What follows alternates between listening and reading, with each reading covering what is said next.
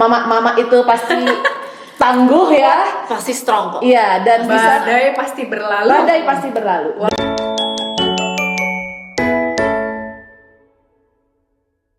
Hai, selamat siang semuanya. Kali ini ketemu lagi dalam YouTube channel saya, Dr. Prasilia Regina.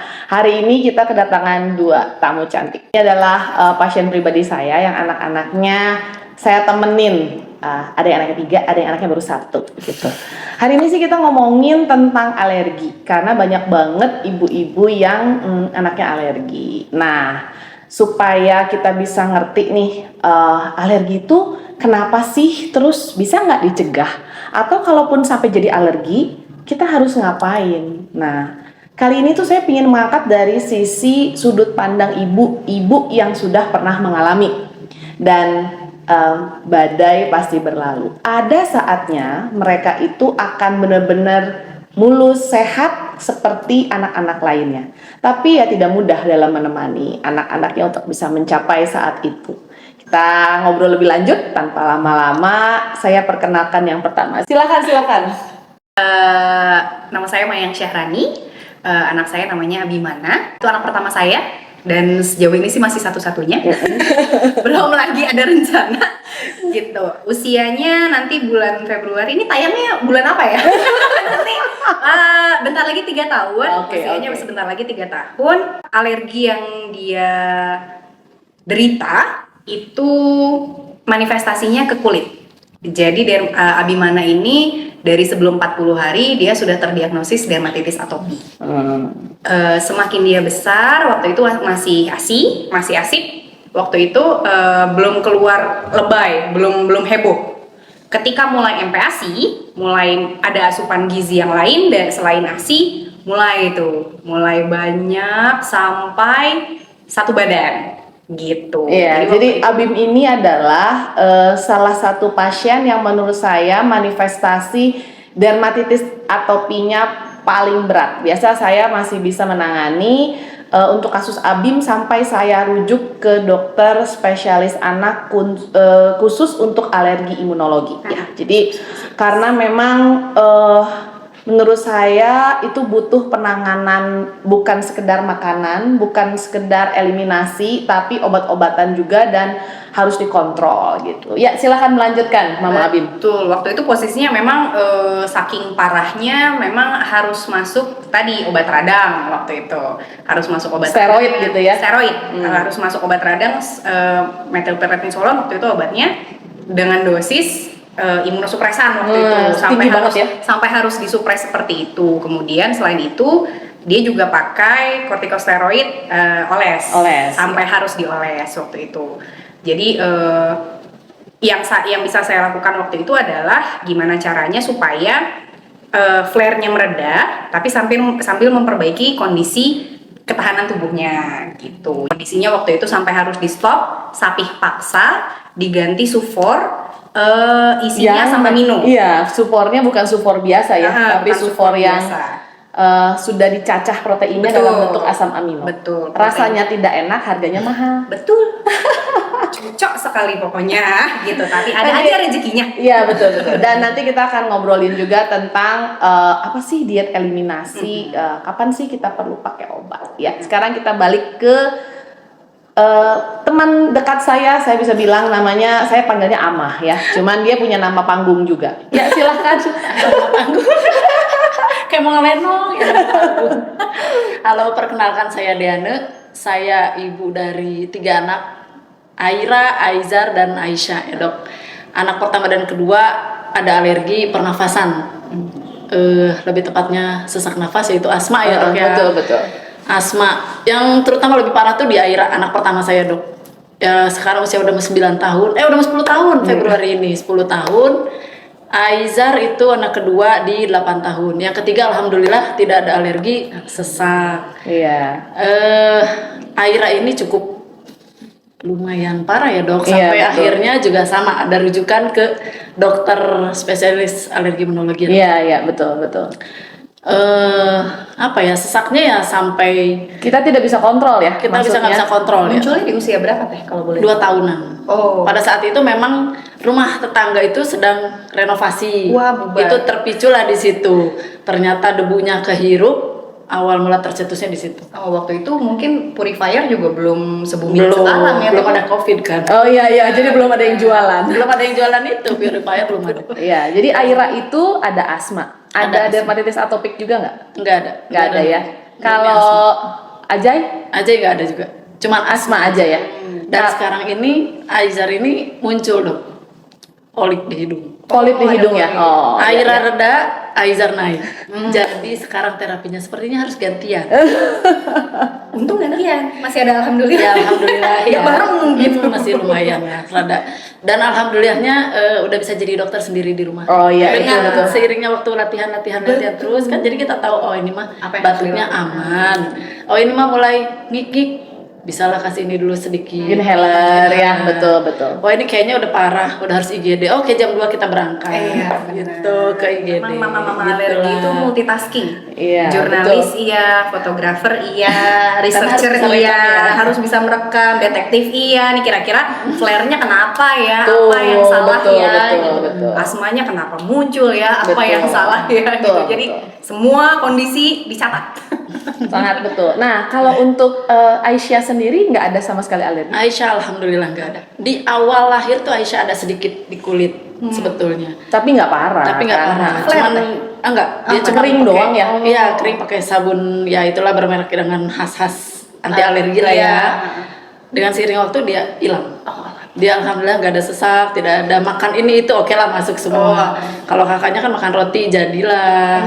Bengkaklah matanya sampai terakhir itu kan yang parah sampai putih matanya ikut bengkak. Aduh, gimana? Oh, Jadi alergi yang benar-benar udah mulai oh ini udah parah. kalau itu Sampai- masuknya anafilaktik dong? Bukan. Enggak juga, tapi dia sampai saya rujuk juga karena Ama juga takut ada autoimun. ada Oh, karena adik karena- saya. Oh, baik. Dari Ya, jadi begitu. Tapi yang mau kita angkat kali ini adalah bahwa menemani anak kita saat-saat mereka di titik terendahnya itu, coba Bunda Abim bisa, Mama Abim bisa jelasin gimana rasanya? Rasanya nano-nano. Waktu itu alhamdulillahnya support sistemnya luar biasa. Betul. Biasa ini ya neneknya yang suka nemenin ya. Iya. Kalau lagi kontrol saya tuh selalu ada Saya neneknya. selalu ada plus one. Iya, betul. Antara bapaknya kah, kalau Iya. misalnya bapaknya bisa nganter Betul. bapaknya, kalau nggak neneknya, atau Bersyukurlah. adik ipar. bersyukur. Iya betul. Kalau yang ini Sendiri bapaknya lagi, pindah beda kota ya. Oh beda kota. Alhamdulillah bapaknya beda kota, ya neneknya juga kadang saya ada rasa untuk nggak enak ya gitu tiap apalagi kalau urgent jam dini hari gitu suka duh gimana ya akhirnya tunggu dulu deh sampai agak pagian baru kita jalan ke rumah sakit itu supaya nggak terlalu repot seenggaknya neneknya cukup ketitipan adanya aja di rumah nggak usah ikut sampai ke rumah Rumah sakit, sakit. gitu. Jadi yang sehat dititipin sama nenek, Iya. Ama sama yang sakit saya. iya gitu. Kalau ada bapak ya syukurlah ada Syukurlah, ya. iya. Tapi biasanya kebetulan bapaknya suka lagi dinas, sedang lagi sakit tuh nggak tahu kenapa ya. Kayak ada sinyalnya gitu. Ya itu katanya supaya para perempuan makin kuat. Betul, Iya, betul. Kalau saya sekampung. Jadi kalau bapaknya nggak bisa ada berlapis. Yeah. Kalau bapaknya nggak bisa ada ibu saya nggak bisa ada adik ipar saya, adik ipar. Jadi adiknya suami adalah adikku juga. Oh, iya. Jadi kita berdayakan para tante-tante ini. Jadi berlapis ininya support sistemnya. Terus Jadi tadi yang bisa- ceritain lagi pas lagi rasanya apa sih? Gitu. rasanya tuh Kayak mau runtuh dunia atau kapan ini berakhir atau gimana perasaan? kayak gagal jadi ibu gitu loh dok. Rasanya kayak ini nggak bisa nih dipindah aja, mama aja yang sakit deh gitu. Karena waktu itu posisinya flare-nya itu sampai saya dan suami itu harus Abim tuh tidur pakai sarung tangan kondisinya. Kukunya tuh sudah kami potong sependek mungkin, dia tidur pakai sarung tangan, kami pegang tangannya. Jadi kami tidur itu dalam posisi memegang tangan Abimana Supaya dia nggak supaya dia runtuh nggak ya. garuk-garuk gitu. Dan gantian biasanya tidurnya tuh bisa sampai sif-sifan. Jadi saya dulu bangun pegang lihat. Kalau saya ketiduran nanti suami saya bangun sendiri ngeliatin anaknya. Kalau kami berdua ketiduran tiba-tiba pagi tuh spray berdarah. antara dia berhasil kami pegang, dia nggak garuk-garuk tapi digesek ke spray gitu. Jadi sama dia mukanya tuh digesek ke spray gitu atau ke bantal gitu. Jadi kami bangun tuh dalam kondisi berdarah-darah gitu. Bisa sampai kayak gitu gitu. Waktu itu ngerasanya ya gitu, kayak yang ya namanya mamah ya, namanya ibu, semua ibu di dunia saya pasti ngerasanya pasti sama lah, nggak bisa gitu, pindah aja lah ke mama aja lah yang gatel nak gitu, udahlah gitu, udah gitu, gimana lah nih anak nih gitu. Sampai waktu itu Abim tuh melewatkan masa-masa yang dianya harusnya bisa eksplorasi, harusnya dia bisa jalan, belajar jalan, belajar, pokoknya merayap, geratak lah gitu istilahnya. Harusnya kan anak kecil geratak ya, ini nggak bisa diam lah ya gitu. Harusnya kan tidak bisa diam. Ini dia nggak bisa ngapa-ngapain karena dia hanya bisa menggaruk. Dia hanya bisa ngegaruk gitu, terus digendong posisinya, atau dia nggak bisa ditinggal sendiri. Jadi kalau misalnya dia duduk gitu di karpet gitu, atau kita nggak punya karpet sih, duduk di playmat gitu, harus ada yang nemenin. Kalau nggak dia menggaruk ya, udah berdarah-darah habis dia ya tuh. Jadi makanya alhamdulillahnya ada yang nemenin, karena saya tinggal di rumah mama saya, karena mama saya kan sendirian, ayah saya sudah nggak ada. Jadi tektokan nih, mama yang kamar mandi dulu ya, tolong titip gitu sama mama. Kalau mama kemana sama saya gitu. Jadi dia nggak pernah kami tinggal sendiri gitu, karena ngegaruknya itu gitu. Jadi memang ada rasa-rasa di mana harusnya dia bisa geratak kayak anak lain, ini dia diem aja garuk-garuk sedih gitu. Kayak makan tuh, belajar makan kan, makan tuh harus fokus biasanya ya kan, dia harus latihan sama makanannya gitu. Nggak bisa Abimana belajar makan sambil itu sama mainan, ada videonya gitu, dia makan tuh sambil gini-gini, harus saya kasih mainan. Itu sampai kepala-kepala gitu. Waktu itu sempat seborrheic, tapi terus hilang. Yang parah yang di muka gitu. Waktu itu sempat, yang kalau di kepala namanya seborrheic ya. Betul. Itu sempat berkerak gitu, tapi lama-lama dia hilang, luruh gitu. Yang di muka dan di tangan ini yang agak-agak parah. Kaki, tangan, sampai kadang mau nyuntik Abim tuh mana yang bersih yang ya, bersih. gitu. Yang bisa disuntik di mana ya? Ada bekas sampai sekarang, Mbak? Bekasnya lebam teh. Jadi kalau ada orang bukan lebam, jadi bekasnya bekasnya kan ya, kayak menghitam. hiperpigmentasi. Bekasnya jadi kayak kalau habis muka gitu. Iya, betul. Jadi orang kalau ngelihat Abim, ini anak kayak maaf kayak yang di memar-memar gitu, padahal bukan memar, itu bekas dermatitis aja gitu. Sekarang memudar. Memudar, tapi awalnya tuh memang parah. Jadi menunggu berapa lama sampai bisa memudar seperti sekarang? Mungkin biar para ibu-ibu yang nonton, bapak-bapak yang nonton, nunggunya sekian lama nih, ada harapan megangin tangannya, berdarah-darahnya, pantang makanannya berapa lama? Dia nggak bisa tidur sepanjang malam. Iya, dia gantian shift ya. Dia nggak bisa sampai sekarang itu masih. Enggak, sekarang sudah tidak, alhamdulillah. Through the night gitu. Jadi itu akhirnya mempengaruhi tumbuh kembang. Iya, betul. Anak saya adalah pejuang garis merah.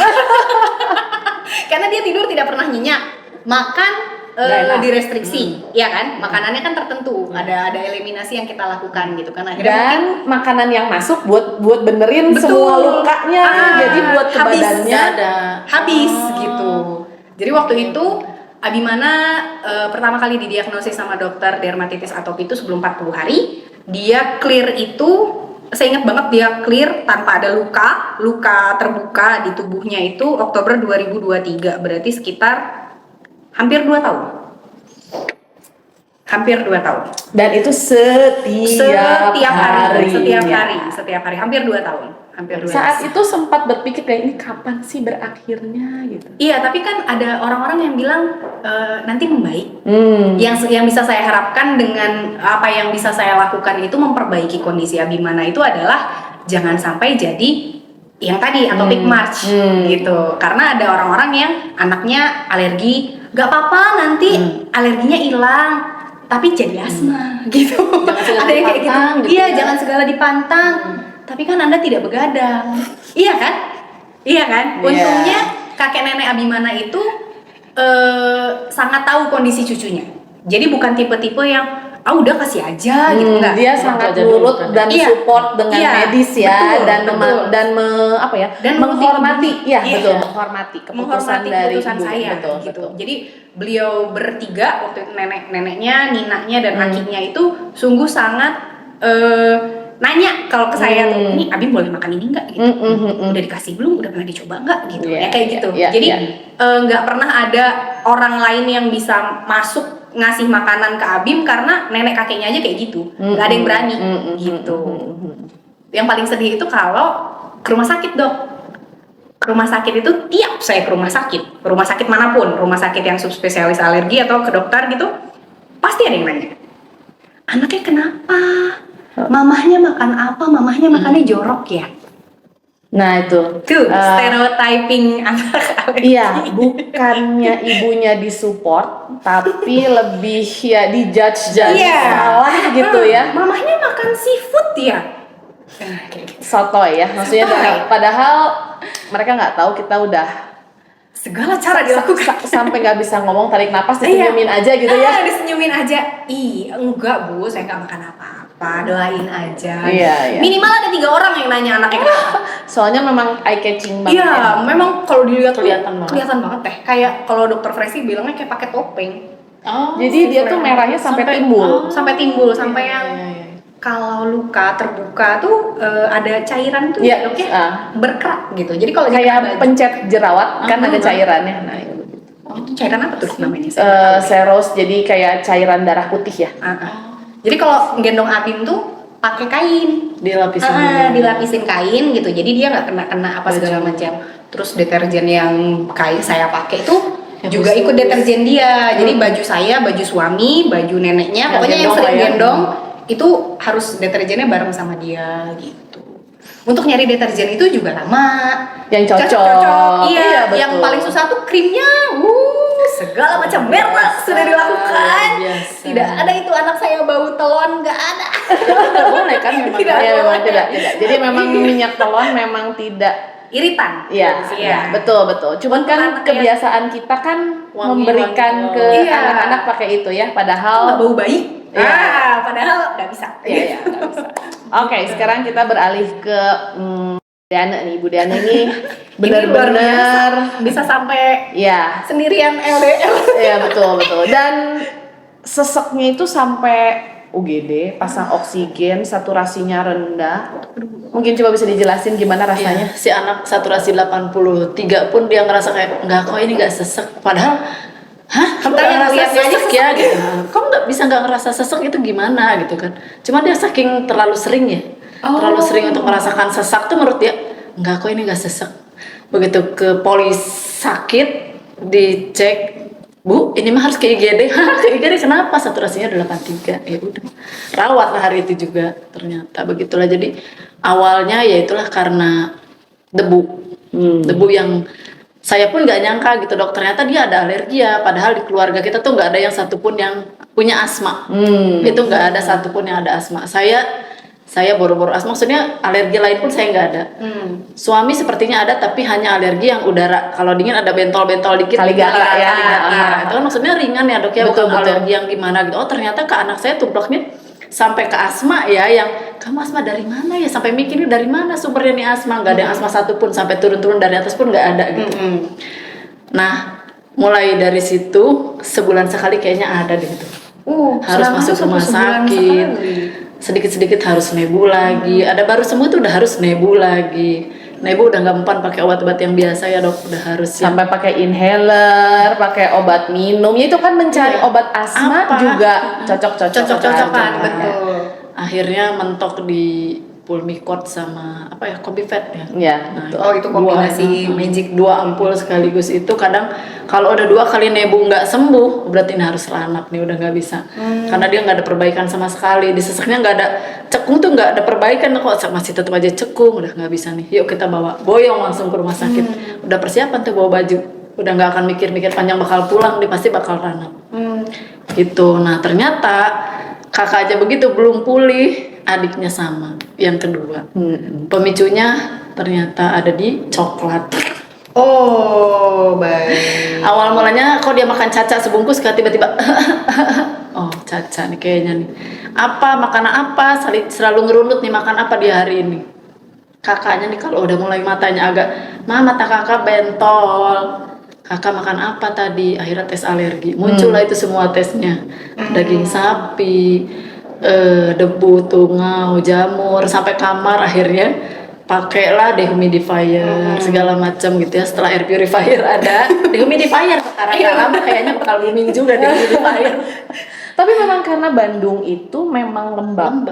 Dan banyak banget rumah-rumah yang memang Sirkulasi udara. bukan sirkulasi iya, tapi kontraktor dalam membuatnya juga mereka kurang baik sehingga air tanah kalau hujan-hujan tuh naik. Tembok tuh rembes ya. Baik. Jadi Nah. tembok tuh banyak yang berjamur gitu loh. Iya, Aku tuh basah langsung gitu ya. identify, ini kayaknya jamur nih, gak jauh nih.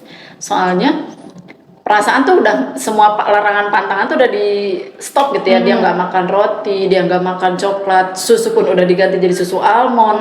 Kok masih ada ya malah muncul yang sampai bengkak putih mata itu.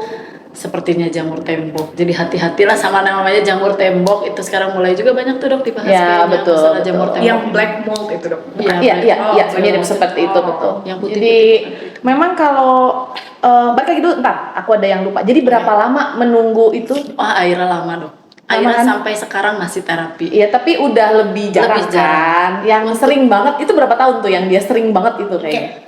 Dari Pelanggan tetap rumah sakit gitu. Berarti dari usia 2 tahun sampai 7 tahun 7 ada. kali ya. Berarti kurang lebih 5 tahun. Itu satu anak, Satu anak. tambah satu lagi. Itu 2 tahun. Ya jadi ya makanya udah seperti Wah, aku merinding. seperti ya udah apa ya, bukan terbiasa sih, jadi kayak terutama kalau kita kan nggak selalu bisa ketemu langsung sama aku tuh udah bukan bilang dokter tuh udah kayak apa ya, kayak penggantinya aku gitu ya. Kalau apa-apa tuh aku kalau mau ganti dokter kayak ini kenapa dokternya pas lagi cuti sih kamu sakit karena kalau dokter lain aku tuh kayak Ulang lagi dari awal aku harus ceritain lagi semua dari Iya. masalah berat badan segala macam. Pejuang garis merah juga teh. Iya tentu. Oh, Iya. Ya, tentu memang itu dari kecil memang udah bawaan genetik juga saya kecil. Terus juga memang anaknya juga picky eater, susah lah makannya. Ditambah asma, semakinlah dia gitu ya. Ya begitulah. Cuman seiring kesini kalau misalnya dokter nggak ada, ya berarti kan siapa lagi? Berarti cuma aku kan. Akhirnya oke, kita harus bisa. Aku harus bisa. Caranya gimana? Mama-mama kuat. Perlu nebu enggak, segala macam obat-obatan harus sedia apa aja. Ini obat nebu tinggal 3 nih di rumah. Kayaknya kalau dia sekali nebu harus sehari 4 kali nggak muat nih. Berarti saya harus ke dokter tuh sebelumnya. Udah ancang-ancang obat segala macam. Jadi ya selama 5 tahun itu untuk Aira cukup, alhamdulillah disyukuri aja gitu betul. kan. Mama-mama tuh juga bisa planner memang. Iya, betul. Kapan ya? Ada gitu. feeling, ada feeling. memang orang tua tuh ada feeling. Dan apa ya, dalam menemani itu tuh kayaknya aduh kamu kenapa lagi sih nak, kok begini lagi, aduh gitu ada kayaknya dokter Ada ya, kayak, nangisnya, ada. apa yang salah ya, kayaknya saya udah semuanya tapi kok masih gitu ya. Iya, aja ada kan, banget gitu tuh, ya. ada banget tuh meledak dar gitu, ada banget tuh ya. Terutama kalau satu udah flu. Oh iya benar. Satu karena flu nih. menular Langsung ya, kan. Meskipun adiknya kan cepet ya sembuhnya karena dia nggak ada alergi. Betul. Adiknya awalnya pencetus, terus ke kakaknya yang kedua, dang. Ke yang pertama, udah lah itu. Langsung kantung mata lah ini keluar Iya, karena nggak bisa tidur. Karena Iya. pasti kita yang merhatiin ini sesak nggak ya, sedikit-sedikit langsung lihat lagi gitu kan, karena di saat tiba-tiba tuh di jam dini hari tuh pasti mulai. Jadi malam aman. Nah mulai jam 1, jam 2, Ya, 3 tuh betul. mulai jam-jam kontraksi di sini. Di sini udah mulai kayak Wah. udah bunyi gini udah nggak Bunyinya udah bisa keluar. tidur. Kesana ya udah begitu lah. Ya, jadi apa ya, kayaknya di titik itu tuh mereka ya pernah lah nangis, dipeluk, frustasi gitu ya, tapi tetap ada satu titik mereka akan membaik kok gitu. Jadi badai pasti berlalu dan kita sebagai orang tua tentu perlu menemani mereka. Nah, sekarang kita masuk ke kalau anak alergian itu sebenarnya dari mana sih gitu. Sebenarnya anak alergi itu tadi kita udah cerita ya, maksudnya nomor 1 tuh genetik. Coba kita tanya nih ke mereka berdua. Mama Abim ada genetik asma? Saya tidak ada asma, suami saya tidak asma. Tapi Naik ke atas. kakak kami berdua asma. Oh, jadi abang siblings saya, ya? Iya. abang saya asma, AA-nya suami asma. Nenek Naik ke atasnya gitu. Ayah saya psoriasis, autoimun. Oke. Ayah saya autoimun. kakek neneknya Abim dari papahnya sehat, alhamdulillah dua-duanya. Ibu saya ada eksim. Oke. Jadi kalau dirunut memang toxic load-nya buyar. Iya, sepertinya. pokoknya ada genetik. Iya, ada ada genetik genetiknya. asma. Coba Ama? Kalau di saya sebetulnya nggak ada. Dok. Nggak ada ya? Nggak ada. Ke kakek Dari dari ayah ibu saya tidak ada alergi sama sekali. Dari ayah ibunya suami, ibu suami sepertinya ada sinus. Oh, iya, Sepertinya iya, ada iya, sinus. iya. Karena karena dia terlihat kesini saya mulai perhatiin, oh ternyata sepertinya ada ya. Gitu ya? Nah, atau dia sering buang lendir. Oh, gitu ya? Sering buang lendir. Oh kayaknya ini. Sebetulnya ada cetusnya dari bapaknya. Memang anak yang pertama ini kuat banget dok gen bapaknya. Oh, gitu ya? Banget. Pinang dibelah dua. Iya, sampai semua hampir sifatnya pun Karbon kopi. ya. Nah, ternyata ke saya nggak ada. Adik saya ada autoimun. Saudara-saudara dari suami sepertinya tidak ada alergi. Suami ada alergi ya gitulah kali kata kecil-kecil lah ya. Turunnya asma ternyata. Tidak ada yang alergi kulit tapi ternyata ke pernafasan. Apa ya? Ya nggak nyangka sih sebetulnya ya kok bisa ke pernafasan sampai separah itu gitu. Seintens itu. Oke, jadi sebenarnya ada yang kita sebut dengan kartu alergi sebenarnya. Nah, kartu alergi itu bisa mendeteksi nih, misalnya kalau kedua orang tuanya punya riwayat alergi, itu sebenarnya anaknya ada resiko sekitar 60 sampai 80% alergi. Ya, itu lebih dari setengah gitu ya. Nah, kalau misalnya salah satu aja punya alergi, ternyata 20 sampai 30% loh. Lumayan. Iya, salah satu loh. Iya, Itu 20 sampai 30%. Kalau saudaranya yang ada alergi, itu 25 sampai 30% juga. Dalam kasus ini berarti ya Teh. Ya, dan kalaupun tidak ada orang tua yang alergi, tetap ada 5 sampai 15%. Itu mah roulette. Bukan, karena sebenarnya ya tadi kita bilang faktor pencetusnya kan salah satunya genetik, tapi kan bukan murni genetik, betul kan? Jadi selain faktor genetik itu ada beberapa faktor lain yang kita harus tahu, seperti waktu hamilnya seperti apa, ibunya mikrobiom atau bakteri baiknya cukup apa tidak, vitamin D-nya cukup atau tidak di badan ibunya, kemudian lifestyle, jadi kayak apakah Makanan yang dikonsumsi. Iya, makanan dikonsumsi, olahraga rutin, dan stres pada ibu hamil. Ya. Gimana? Pas waktu hamil lahiran tuh kan aku memang agak lemah ya dok. Iya. Jadi kayaknya memang agak sensitif banget, sedikit pengennya nangis. Baik. Hamilan pertama tuh kayak mau suami mau dinas aja kayaknya kenapa sih harus tinggalin. Tapi waktu lagi kerja juga kan ya? Aku masih kerja. Iya. Kerja sebenarnya di tempat kerja sih sebetulnya nggak stres sih dok. Malah aku punya pimpinan yang baik gitu loh. Iya. Cuman nggak tahu kenapa baper aja gitu bawaannya hamil ini tuh. Mungkin itu stresornya ya. Terus memang kan awalnya diagnosanya kan PCOS. Jadi sebetulnya hamilan pertama ini mungkin entah beban ya jadi kayaknya. Jadi tuh ini kayak bisa nggak ya nih bertahan nih sebetulnya kehamilan ini gitu kan. Nah makanya dari situ mungkin ya entahlah pikiran memang cukup ruwet, udah sensitif, baper, ya itulah pikiran-pikiran itu kayaknya akhirnya mencetuskan anak yang ternyata mirip bapaknya banget. Sama ini juga obat-obatan. Beberapa kalau ibu hamil banyak mengkonsumsi antibiotik. Nah, itu juga harus hati-hati. Jadi rasional penggunaan antibiotik dari ibu hamil. Nah, terus pada saat lahiran sebaiknya bayi-bayi itu kalau boleh memilih lahiran normal dibandingkan sesar. Kalau boleh memilih ya. Karena kalau pervaginam dia ada bakteri baik yang mengenai seluruh tubuhnya, diikuti dengan inisiasi menyusui dini, menempel di dada minimum 1 jam, kemudian dia ASI. Karena ASI sendiri ada komponen bakteri-bakteri baiknya gitu ya. Kemudian tadi vitamin D juga penting, dan lingkungan. Nah, lingkungan ini yang agak sulit dikontrol.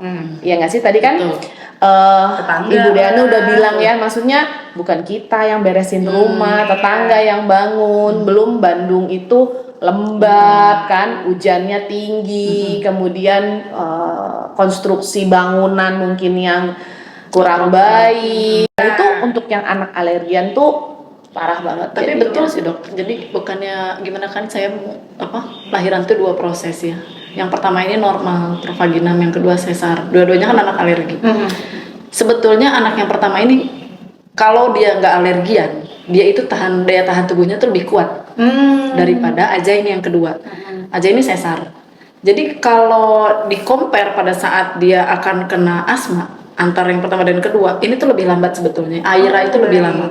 Aizar tuh lebih cepat dok kenanya, lebih kayak langsung kena. Gitu. Kalau Aira tuh ada prosesnya dulu, tahan lama-lama dia kayak mencoba untuk pertahanan daya tahan tubuhnya dulu ya, tapi ternyata nggak kuat ya saya. Akhirnya dia kena juga tumbang tuh. Nah, itulah sebetulnya ada perbedaannya karena dengan 2 proses ini tuh saya ngerasain dua-duanya. Ada pembanding. Iya, betul. Ya, dengan 2 anak yang Sama-sama. jauh lahirnya kan deket ya dok, Betul, 1 iya. tahun setengah.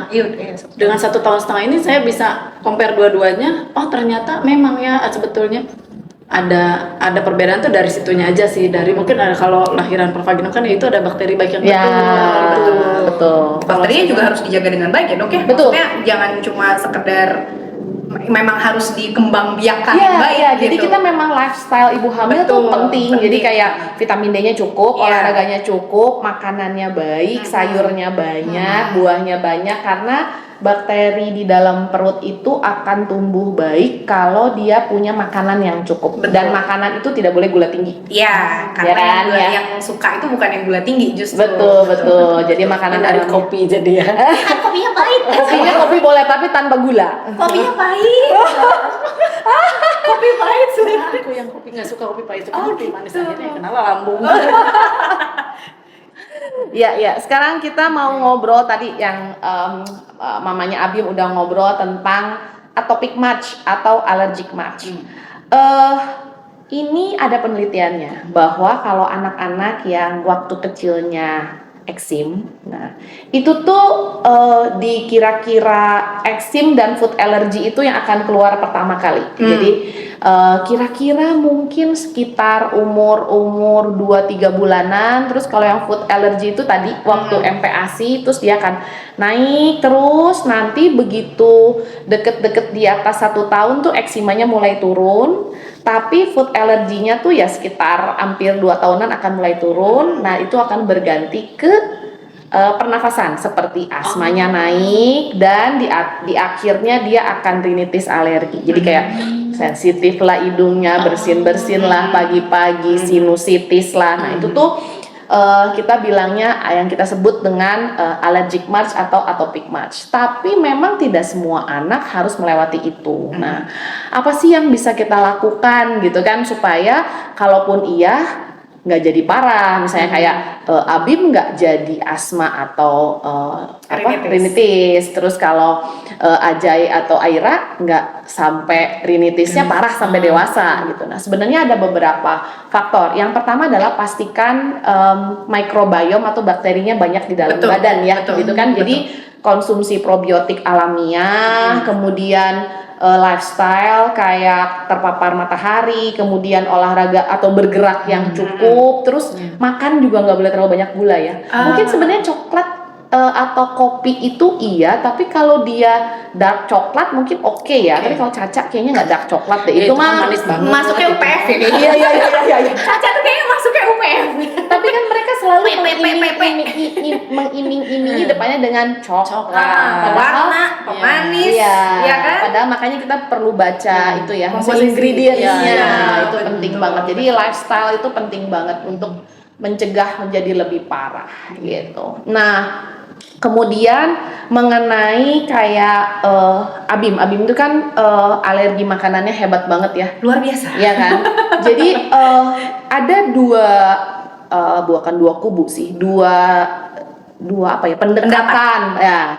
Jadi mereka tuh ada yang bilang kalau alergi makan aja terus, Betul, gitu kan? Betul ya. betul. Ada juga yang alergi Sering sekali. jangan dimakan gitu. Nah sebenarnya itu harus dilihat dulu reaksi alergi apa yang ditimbulkan. Betul ya. Jadi kalau alerginya mengancam jiwa, sampai sesek, sampai anafilaktik gitu, yang wah merah, bengkak, sesek segala macam, itu jelas-jelas harus dipantang.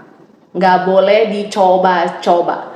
Tapi kalau dia reaksi alerginya ringan, atau kita bisa lakukan tes sebenarnya ya. Betul, ada Kalau tes di tes kategorinya termasuk yang tidak terlalu berat, mungkin kita bisa namanya desensitisasi. Dikenalinnya dikit. Nah, mamanya Abi mungkin secerita pantangnya berapa lama, baru setelah itu mulai desensitisasi dikit-dikit gitu kan ya. Kalau Abimana itu terkonfirmasi waktu itu saya tes di dokter subspesialis alerginya disuruh IgE yang spesifik.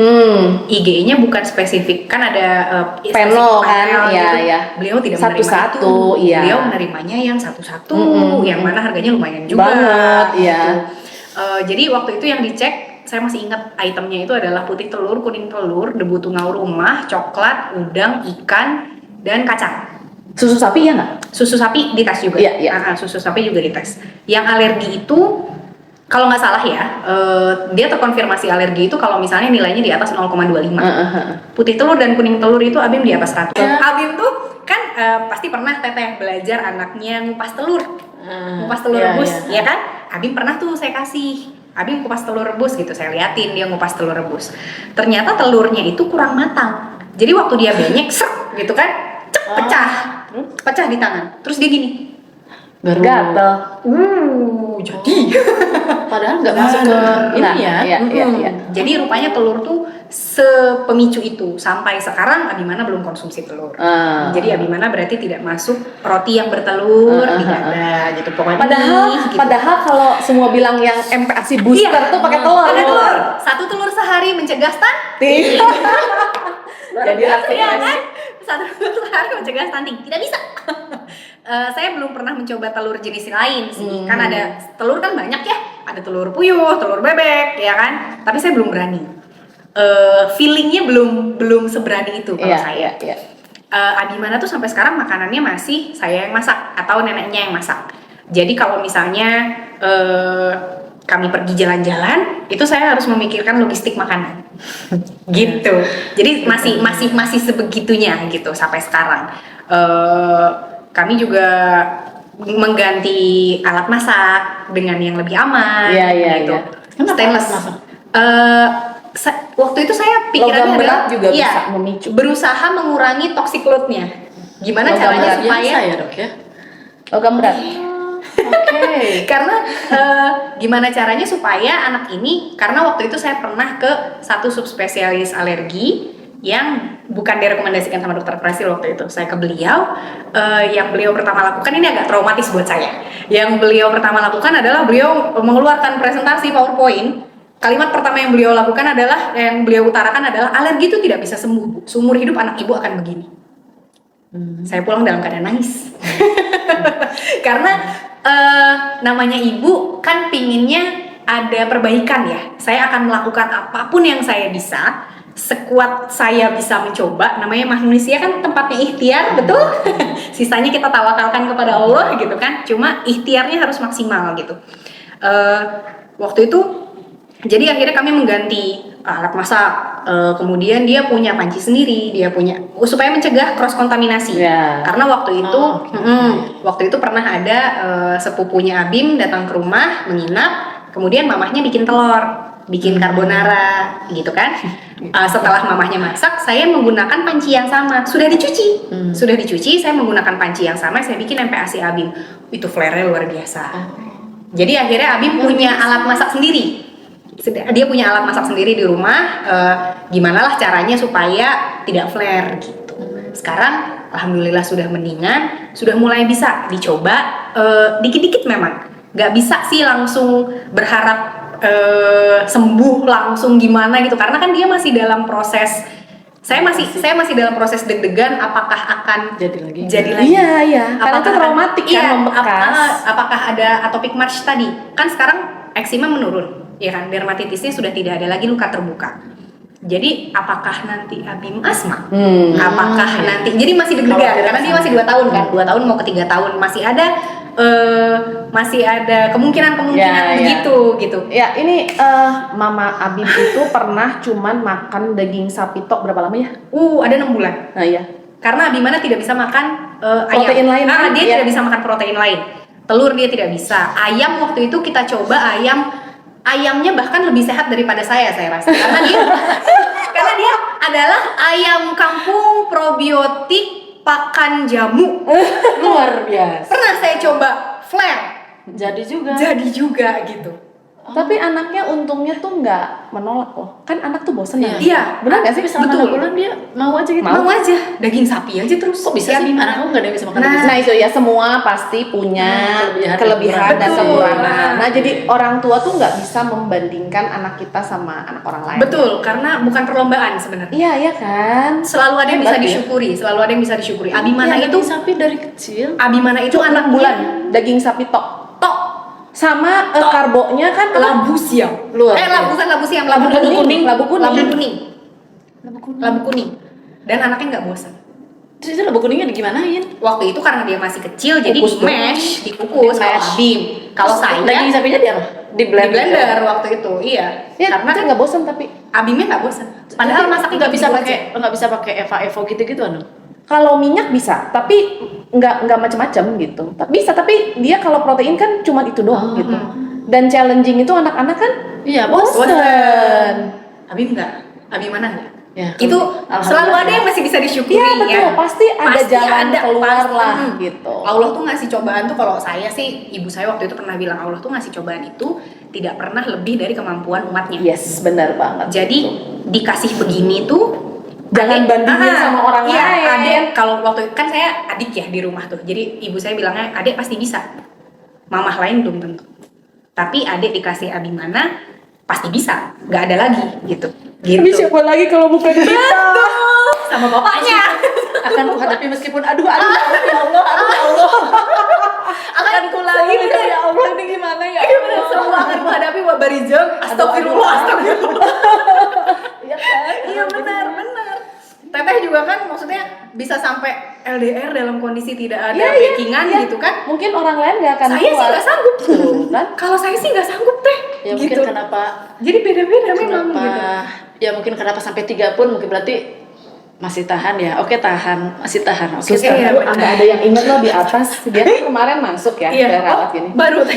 Bu, ini kan Bu yang dulu katanya anaknya 3, satu di kanan, satu di kiri, satu di kaki. Allah, teteh. Dok, kaki kanan, kaki kiri sama di ICU ini karena kan yang bayi kan nggak mau tidur. Iya. Kalau bayi itu kan kayak dilema, dia apa sih kayak growth spurt tapi susah tidur gitu loh. Iya, iya. Sampai aku sambil sholawat terus aku ngadep ke lemari gitu terus anakku yang 1, 2 tuh masih pengen geremeng-geremeng karena belum saatnya mereka lepas Iya, banget gitu, iya, kan. benar. Yang satu pakai pegang kaki kanan, satu pegang kaki kiri, aku sambil gini. Terus sambil ngebagiin suami aku nih lagi. Gitu. Wah, itu luar biasa sih. Iya kan? Iya. Makanya aku bilang Makanya dia beda-beda ya, memang iya, gitu, tidak bisa Pokoknya dibandingkan. Ibu-ibu itu sangat-sangat hebat lah.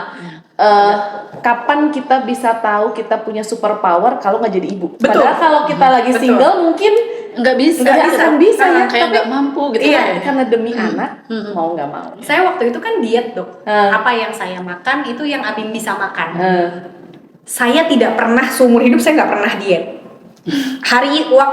Waktu posisi Abim itu mau abang saya makan mie instan lewat di depan saya sambil menari-nari, saya tidak tertarik sama sekali. Orang mau makan apa aja di depan saya nggak tertarik.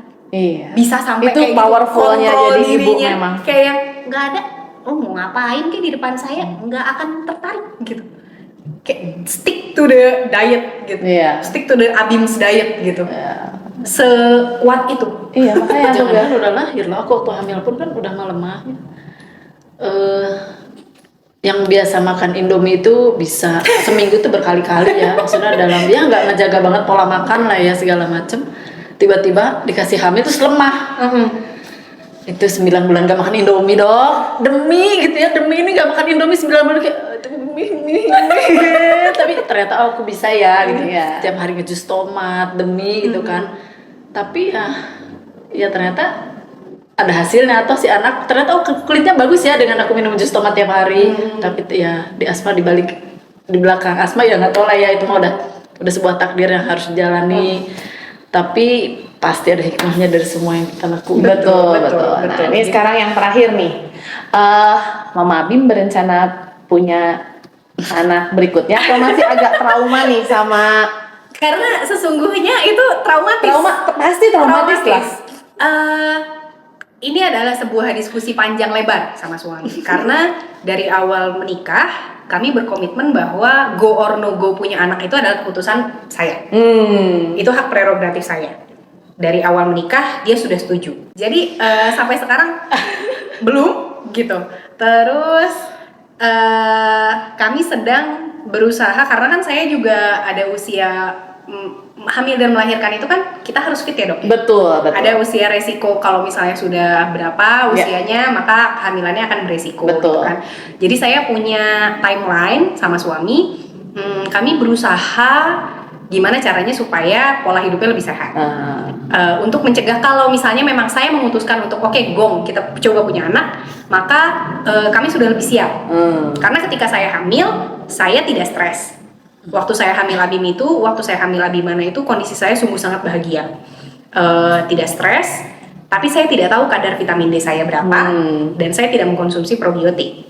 Jadi saya tidak tahu kondisi kesehatan microbiome saya seperti apa. Yang saya lakukan waktu itu karena lagi masa COVID adalah olahraga mandiri. Saya yoga di rumah. Jadi masih ada olahraga yang saya lakukan.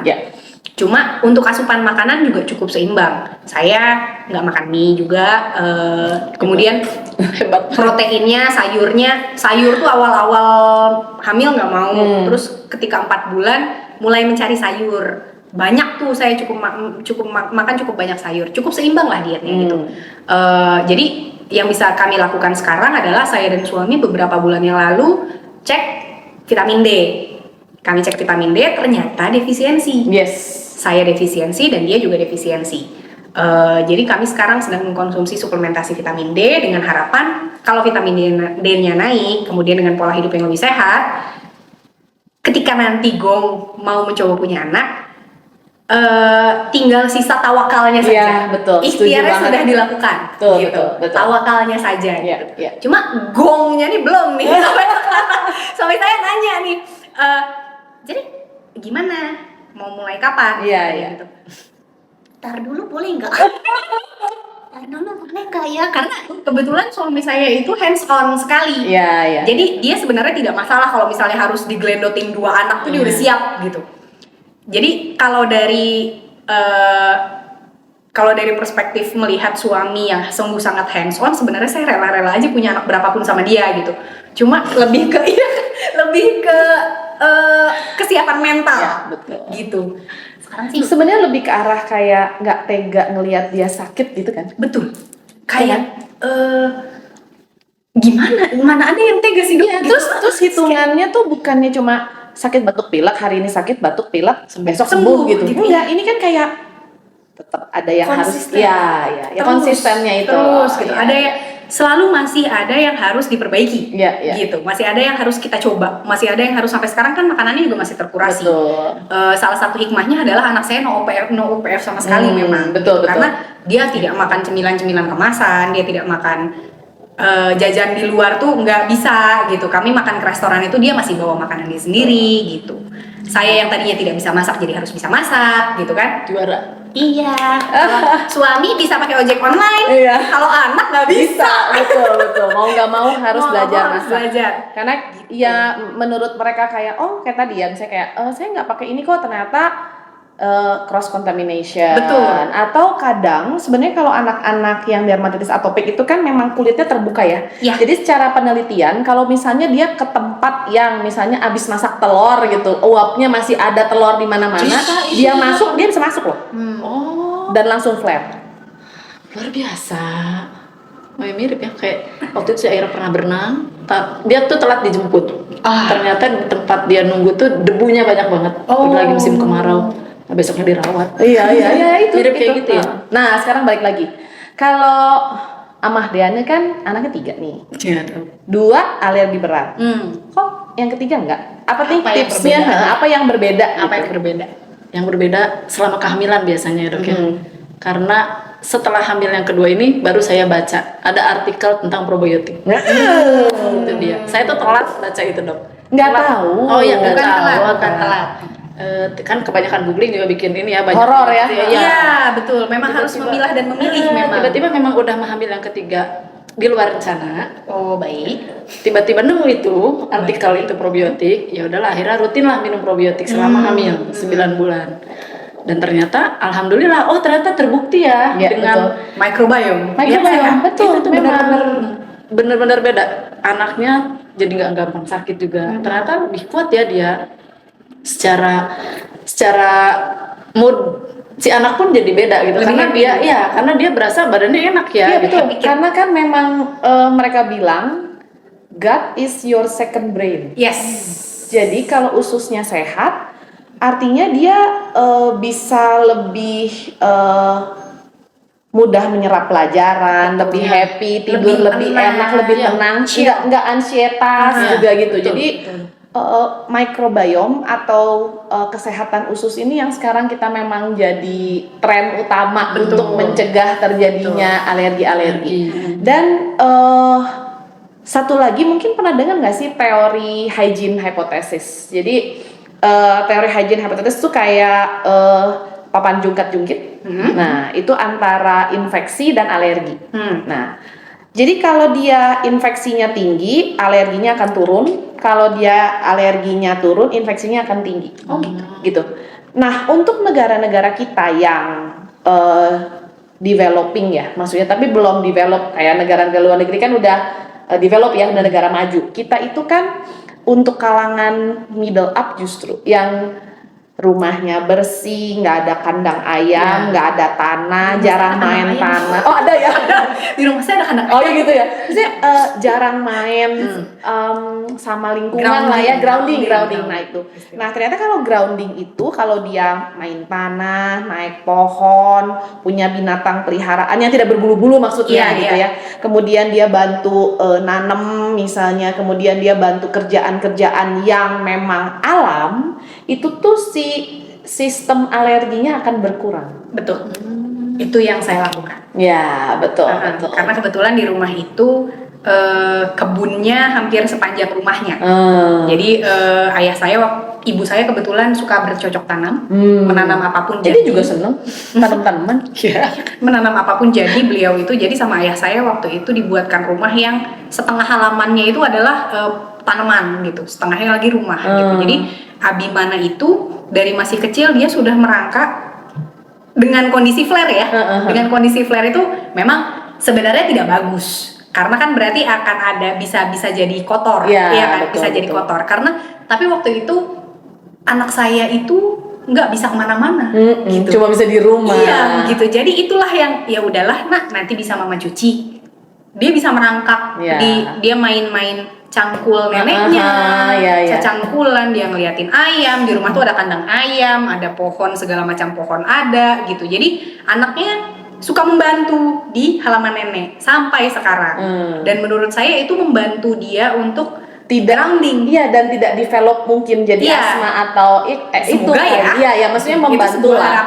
Itu sebuah harapannya adalah ya itu balik lagi kan kitanya lagi ikhtiar nih gitu kan, balik lagi ke gimana caranya kondisinya bisa lebih membaik gitu, bisa lebih tahan walaupun mungkin tidak bisa hilang sepenuhnya, tapi paling tidak dia bisa lebih tahan. Betul. Intoleransinya bisa berkurang, alerginya bisa berkurang gitu. Jadi gimana caranya supaya kualitas hidupnya bisa lebih baik.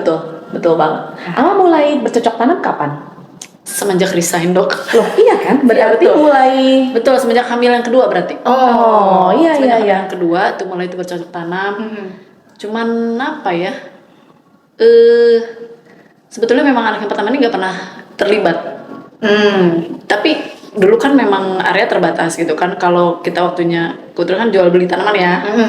Begitu saya bungkus tanaman tuh memang si anak tuh suka ngacak gitu. Gitu. Cuman udahnya cuci tangan gitu karena udahlah nanti aja gitu. Nah, kalau begitu yang ketiga ini udah anak ketiga modern ya. Iya, enggak sempet pokoknya kita lagi ingat ya. Gitu. Ya sudah babahin gitu ya. Jadi ada yang pertama cuci tangan tuh udah pegang tanah, cuci tangan. Ada yang ketiga mah ya udah terserah suka-suka aja. Dia sini cepet mau ikut nggak? Cepetan. Abim tuh kayak gitu dia. Jadi dia mau ke tanah gitu, dia mau main sama neneknya, mau ikut gunting-gunting tanaman gitu, sama saya dibiarin. Iya. Biarin aja gitu. Saya tuh di belakang kerjaannya ngapain coba? Pegang raket nyamuk. Oh, takut digigit nyamuk. Oh, jadi gitu aja kerjaan saya. Jadi dia bercocok tanam sama neneknya, saya di belakang jadi satpam karena di nyamuk. kebun kan banyak Karena di nyamuk. kebun banyak nyamuk. Tapi dan nggak bisa pakai lotion anti nyamuk. betul, Malah di itu tengah nyamuknya dia. Karena dia nggak bisa pakai lotion anti nyamuk. Jadi saya Diam aja. cuma bisa di belakang aja. Jadi satpam gitu. Iya, Jadi iya. apa kalau dia di sini raket nyamuk tak tak tak tak tak tak gitu. Itu kan pasti banyak kali hitam putih biasanya kan. Betul. Nyamuk pohon kan gitu. Iya, antara DB apa tidak gitu. Duh, ada yang nempel di sini, DB bukan hitam putih pula. Terus kadang suka nyelip di rambut. Iya, nempel. Iya kan, nempelnya di rambut Iya, sih nyamuknya iya, iya. tiba-tiba di Itu ginian nggak bisa kan? Dibagi ini Iya, nggak bisa, Bang. pas di gini rambutnya.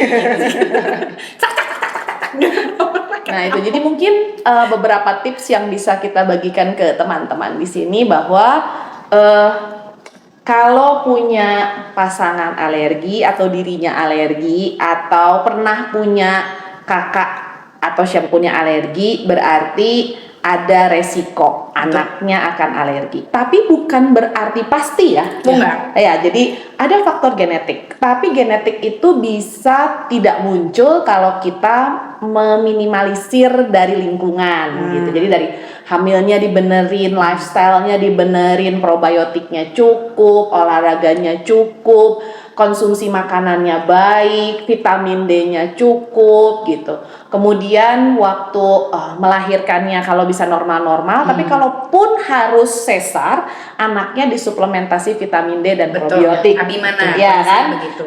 Vitamin D dengan probiotik. Abis gitu ASI, kemudian pas MPASI-nya kita memberikan makanan-makanan yang sehat, tidak Seimbang. UPF, gulanya tidak tinggi Iya. gitu kan? Itu kan, Nutrient dense, iya, gitu. itu kan ya, Memicu terus ya. dan lingkungan juga penting kayak tadi. Jadi debu gitu ya kita minimalisir, kemudian banyak grounding. Betul. Terus rumah kalau ada yang lembab, ada yang bocor itu tetap harus diperbaiki gitu. Jadi dari saya mungkin sekian dulu. Terima kasih sudah mengikuti YouTube kali ini. Semoga memberikan banyak manfaat, banyak insight, dan mama-mama itu pasti tangguh ya. Pasti strong kok. Iya, dan bisa Badai pasti berlalu. badai pasti berlalu. Dan Walaupun dengan Aduh, astagfirullah. aduh. Ya Allah, ini kapan ya Allah? dan akan selalu ada kekuatan lebih dalam menemani Betul. anak-anak kita. Karena Oke? kalau bukan kita siapa lagi? Setuju banget. Oke, bye-bye. Terima kasih.